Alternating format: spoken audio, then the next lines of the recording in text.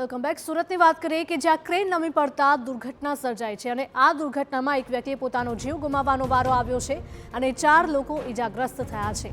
હજીરા વિસ્તારમાં આવેલ એમએનએસ કંપનીનો આ બનાવ સામે આવી રહ્યો છે। કંપનીના ગેટની કામગીરી દરમિયાન ક્રેન નમી પડી હતી। ઈજાગ્રસ્તોને સારવાર માટે હોસ્પિટલ ખસેડવામાં આવ્યા છે। પોલીસ કાફલો પણ ઘટના સ્થળે છે અને તપાસ હાથ ધરવામાં આવી છે।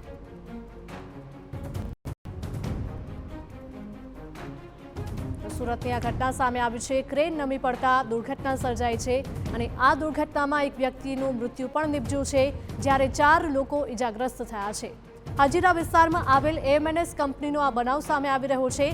આપણે જણાવી દઈએ કે આ કંપની અગાઉ પણ વિવાદમાં આવી હતી કારણ કે ત્યાં એક કામદારનું મૃત્યુ નિપજ્યું હતું। સંવાદદાતા બળદેવ જોડાયા છે વધુ માહિતી સાથે। બળદેવ, અગાઉ પણ એમએનએસ કંપનીમાં દુર્ઘટના સર્જાઈ હતી અને એક વ્યક્તિએ જીવ ગુમાવ્યો હતો, ત્યારે ફરી એક વખત આ જ કંપનીમાં દુર્ઘટના।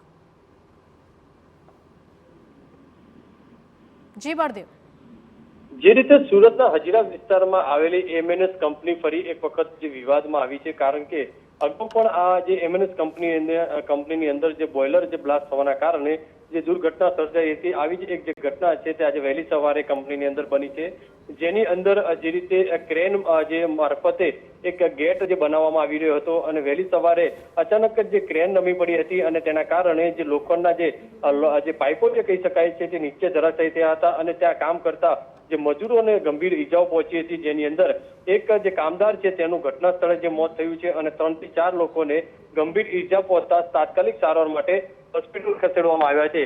હાલમાં તો પોલીસ જે અધિકારીઓ છે તે કંપનીના જે કર્મચારીઓ છે તે ઘટના સ્થળે પહોંચ્યા છે અને જે તપાસ છે તે શરૂ કરી છે। પણ મહત્વની વસ્તુ એ છે કે સૌથી મોટી જે કંપની એમએનએસ કંપની જે કહેવામાં આવે છે, પણ સુરક્ષાને લઈને અનેક સવાલો છે તે ક્યાંક ને ક્યાંક ઉભા થઈ રહ્યા છે। જી